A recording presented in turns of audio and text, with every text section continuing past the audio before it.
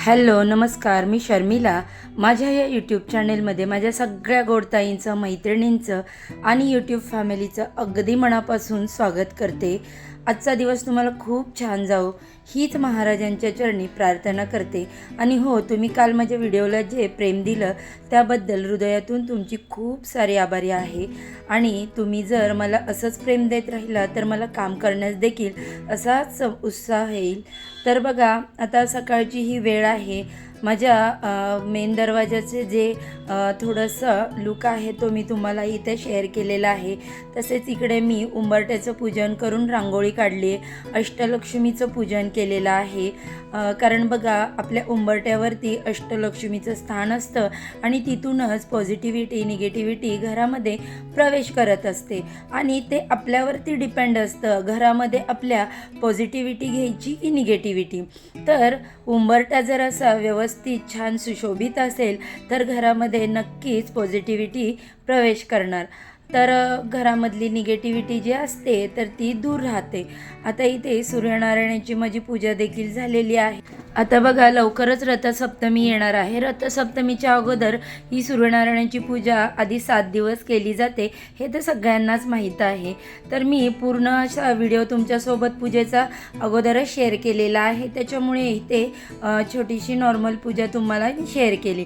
आता बघा, आज गणेश जयंती असल्यामुळे माझ्या घरामध्ये जी देवपूजा आहे ती मी विधिवत करून घेणार आहे देवांची. पण तत्पूर्वी मी आज सगळे देव उजळून घेणार आहे. कारण आपल्या घरात जेव्हा असे काही धार्मिक सण समारंभ असतात तर त्यावेळेस आपल्या घरातील सगळ्यात प्रमुख जागा आणि प्रमुख ठिकाण म्हणजे देवघर, आणि ते नेहमी स्वच्छ असणं खूप महत्त्वाचं असतं. देवघर स्वच्छ असेल, देवांच्या मूर्त्या स्वच्छ असतील, उजळलेल्या असतील तर पॉझिटिव्हिटी मोठ्या प्रमाणामध्ये निर्माण होते आणि घरामध्ये सुख समाधान आणि आनंद निर्माण होतो. तर आता या सगळ्या ज्या माझ्या देवांच्या मूर्त्या आहेत त्या मी एका ताटामध्ये काढून घेतलेल्या आहेत. काल वाहिलेली जी फुलं होती ती सगळी एकत्र साईडला काढून घेतली, ती निर्माल्यामध्ये ठेवून देणार. आणि नंतर आता मी ते सगळे देव जे आहेत ते उजळून घेणार आहे. आणि ते याच्यासाठी की आज गणेश जयंती आहे. त्याच्यानंतर पुढे मी तुम्हाला जी काही पूजा करणार आहे ती देखील शेअर करणार आहे. तर बघा, आपल्याला देव उजळण्याचा सगळ्यात महत्त्वाचा आणि चांगला दिवस असतो तो म्हणजे शनिवारचा. शनिवारी आपण नेहमी आपल्या देवघराची स्वच्छता पूजा करू शकतो किंवा मग देव उजळू शकतो. तर आणि आपले जे काही सण समारंभ असतात त्यांना देखील आपले असे देव उजळून घ्यायचे. आता बघा, मी तुम्हाला इकडे शेअर करते माझे सगळे जे घरातील दिवे आहेत, धूप आरती आहेत, मला लागणाऱ्या या पूजेमध्ये तामण आहे म्हणा, छोटेशी जी तांब्याचा तांब्या आहे. पुन्हा मी हा जो माझ्या कुलदेवीसाठी कलश पुजते तर तो कलश, देवघरातील सगळे टाक, मूर्त्या, घंटी, जे काही माझं पूजेचं रोजचं साहित्य असतं किंवा ज्या देवांच्या मूर्त्या असतात त्या मी अशा इकडे उजळून घेतलेल्या आहेत. कारण बघा, आपल्याकडे जेव्हा पण धार्मिक कार्य असतं त्यावेळेस आपलं देवघर स्वच्छ आणि सुशोभित असणं अत्यंत महत्त्वाचं असतं. आणि आज तर खूप छान असा गणेश जयंतीचा म्हणजेच आपल्या गणपती बाप्पांचा जन्मदिवस आहे. त्यानिमित्ताने मी अशी सगळीकडे तयारी करून घेतलेली ती तुमच्यासोबत शेअर केलेली आहे.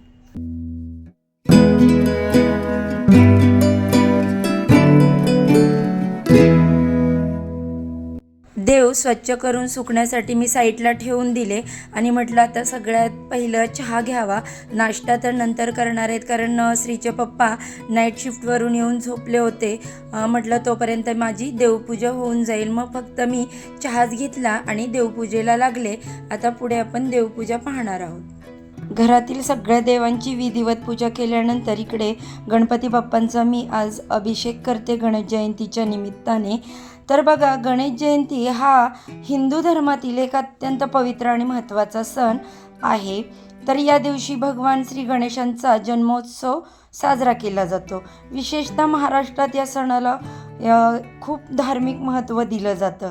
आता याचं महत्त्व काय आहे तर बघा, भगवान गणेश हे बुद्धी, ज्ञान, विवेक आणि शुभारंभाचे देवता मानले जातात. म्हणजे कुठल्याही कामाची सुरुवात ही गणपती बाप्पांच्या पूजेनेच केली जाते.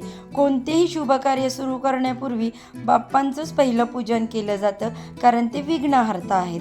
गणेश जयंतीला केलेली पूजा अडचणी दूर करतात, जीवनामध्ये यश, समृद्धी, शांतता आणतात, अशी भक्तांची श्रद्धा असते. बघा, तुम्ही आम्ही देखील हेच मानतो. एक पौराणिक कथा देखील गणपती बाप्पांबद्दल सांगितली जाते. पुराणामध्ये माघ महिन्यातील शुक्ल चतुर्थी या दिवशी माता पार्वतीने गणेशांची निर्मिती केली आणि भगवान शंकरांनी त्यांना आपल्या गणांचे अधिपती केले, म्हणून या दिवशी गणेश जयंती साजरी केली जाते. आता हे आध्यात्मिक महत्त्व काय सांगितलं जातं हे माहीत आहे का तुम्हाला ताईंनो? गणेश म्हणजे ग म्हणजे ज्ञान आणि न म्हणजे मोक्ष असा अर्थ सांगितला जातो. या दिवशी उपवास, जप, ध्यान आणि गणेश स्तोत्राचं पठण देखील केलं जातं. यामुळे मनशांती मिळते, आत्मिक उन्नती होते. तर बघा, गणेश जयंतीला सकाळी गणपतीची पूजा करायची, दुर्वा व्हायच्या, त्याच्यानंतर मोदक, लाल फुलं अर्पण करायची. अनेक भक्त या दिवशी उपवास करतात. पण बघा, काही जणांना मेडिकल प्रॉब्लेम असतात, त्यामुळे उपवास करणं शक्य नसतं. काही हरकत नाही, तुम्ही मनोभावे सेवा करा, तुमची सेवा गणपती बाप्पांपर्यंत नक्कीच पोचते. थोडक्यात काय, तर गणेश जयंती हा नव्या सुरुवातीचा, श्रद्धेचा आणि सकारात्मकतेचा सण आहे. गणपती बाप्पा हे अगदी लहानांपासून ते मोठ्यांपर्यंत सगळ्यांचे आवडते देव मानले जातात. सगळ्यांना गणपती बाप्पा हे खूप हवेहवेसे वाटतात आणि गणपती बाप्पांची केलेली पूजा, आराधना ही कधीही वाया जात नाही, त्याचं पुण्यफल प्राप्त होतंच. बघा ताईंनो, आता इकडे मी बाप्पांसाठी नैवेद्याची तयारी करत आहे. तर इकडे अगदी साधा आणि म्हणतात ना सात्विक असा नैवेद्य मी आज करणार आहे.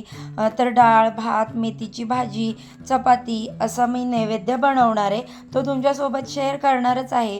पण सगळ्यात महत्त्वाचं म्हणजे गणपती बाप्पांच्या आवडीचा म्हणजे सगळ्यात आवडीचा म्हणता येईल असा मोदकांचा नैवेद्य देखील मी आज करणार आहे आणि तो देखील तुमच्यासोबत मी शेअर करणार आहे. तर आता सर्वप्रथम मी इकडे कुकर लावून घेते.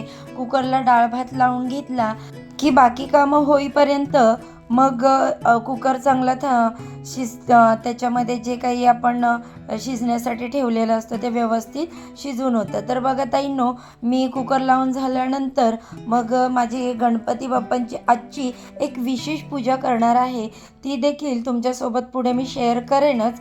तर अगोदर मी इथे जेवणाची तयारी करते. तर बघा ताईंनो, इथे मला थोडं असं बोलावंसं वाटतंय. धार्मिक माणसाला आजच्या या काळामध्ये लोक नावं ठेवतात. काय कारण आहे बघा याच्या मागचं? तर बघा, आजकाल समाजात एक वेगळीच हवा आहे. जो माणूस देव मानतो, पूजापाठ करतो, उपवास करतो, त्याला लगेच लोक हसतात. काय हा देव भोळा आहे, याच्या विचार आहेत ना ते जुनेच असतात डोक्यात, म्हणून याची थट्टा केली जाते. धार्मिक असणं काही गुन्हा आहे का हो ताईंनो? प्रत्येकाला आपल्या मनानुसार वागण्याचा अधिकार आहे. खरं तर देव मानणं ही प्रत्येकाची आपापली श्रद्धा आहे.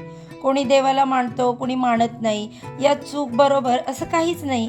पण देव मानणारा माणूस म्हणजे अडाणी, अंधश्रद्धाळू असतो असं समज काही लोक करून घेतात. हे योग्य नाही माझ्या तरी मते. तुम्ही समोरच्याला कमी लेखू नका, तो त्याच्या परीने व्यवस्थितच वागतो. आपल्या गावाकडे पाहिलं तर कळतं, देव मानणारे लोक सकाळी उठून कामाला लागतात, खरं वागतात, पाहुण्यांना पाणी देतात, ज्यांना गरज असते त्यांना धावून जातात. मंदिरात जाणारा माणूस वाईट असतो असं नाही बघा, उलट तो मनाने शांत असतो, कोणाचं वाईट बघत नाही. काही लोक धर्माच्या नावावर चुकीचं वागतात, हे मान्य आहे, पण 2-4 लोकांच्या चुकीमुळे सगळ्याच धार्मिक माणसांना नावं ठेवणं योग्य नाही. एखादा शेतकरी खराब निघाला म्हणून काही सगळे शेतकरी वाईट असतात का? नाही ना ताईंनो.